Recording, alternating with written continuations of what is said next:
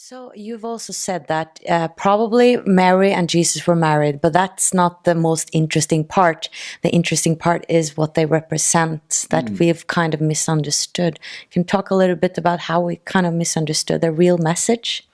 Yeah, there's so much to it because, first of all, being man and wife, even to this day, if you go into the Orthodox Judaism, you will hear the rabbi every Sabbath. He will ask the members, the married couples, to go into the bridal chamber and unite, because when they are doing this in love, go in and unite in the bridal chamber, they are manifesting the Shekinah, and the Shekinah is the feminine part of God.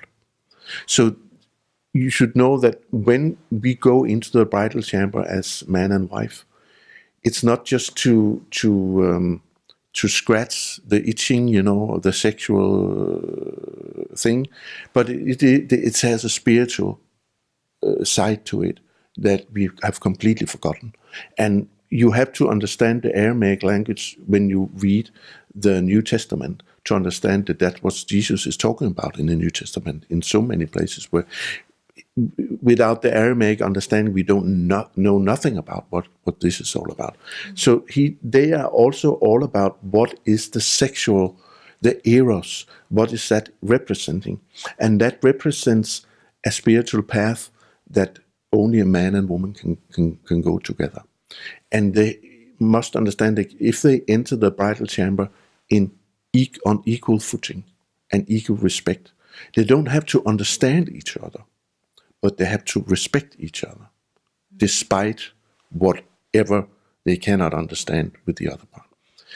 Because they are like yin and yang, sun and moon, and without the other, the other one is just a half of the whole thing, So that's the most important thing about Mary Magdalene and Jesus, is that they represent possibilities that man and woman can, but we have to understand, and we are just starting to understand it now. But it will probably takes us a lot of time before we really understand it on a deeper level. So how can we make way for the new divine feminine? Because Mary, she was also just taken away in the Bible. It seems like that they decided, I think Pope Gregor decided in, I think 500 after Christ died, that these different Marys were the same Mary, and she was a prostitute. But that wasn't so at all. No, that was just, the prostitute thing appeared because they didn't understand Aramaic. And that's one of the, in reality, the word that was translated as prostitute meant moon priestess, a moon priestess. And that was exactly what Mary the Magdalene was educated to be, a moon priestess. And that means that she could hold the office of the feminine on a high level. And Magdalene is really her initiation name. Miriam, the exalted one. She was above, and she when you are above everything, when you are exalted, you can see through everything. You can look down and see how things are connected. When you're down there, you can see nothing. But she was the exalted one. She was on the highest level, And when she was